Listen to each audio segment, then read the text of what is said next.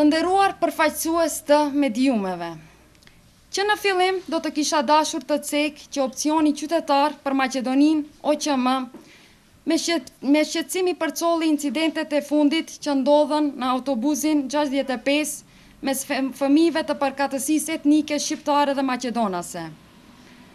Ne atë dhunë ashpër e dënojmë dhe kërkojmë që organet kompetente sa më shpejt i identifikojnë dhe të dënojnë autorët e dhunës.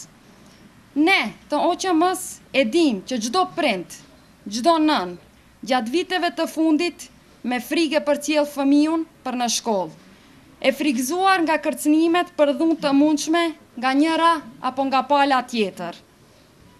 Pikërisht shembull të tillë kishte në Karposh, në shkollën e mesme Zdravko Cvetkovski, ku në një rrahje të tillë njëri shqiptar u vra duke mbrojtur mikun e tij maqedonas nga huliganët e këtij lloji.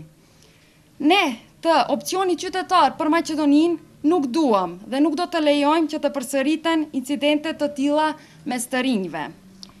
Ajo që neve na shqetëson është se merret përshtypje se bëhet fjalë për sulm të qëllimshëm ndaj fëmijëve të pafajshëm, disa prej tyre të mitur. Me shkopinj bezbolli në autobusin numër 65 para fshatit Stajkovc, e realizuar nga njerëz me 2 vetura dhe 10 persona të maskuar.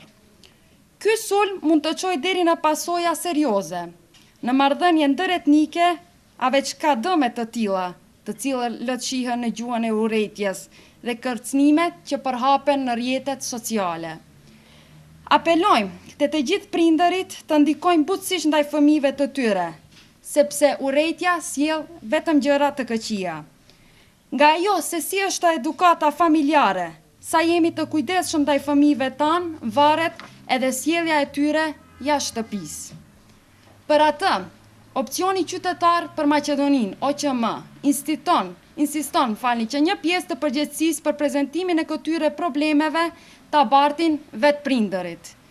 Përveç sankcionimit të incidentit të fundit, duhen të bëhen përpjekje maksimale për zbatimin e të gjithë metodave preventive policore, për ndalimin e kryerësve potencial të këtyre veprave penale dhe dhunës. Ky terrorizëm në autobus u bërë kërcënimi vërtet për një jetë të qetë dhe të përbashkët në qytetin e Shkupit. Është qëndrimi i opcionit qytetar për Maqedoninë OQM. Ju faleminderit.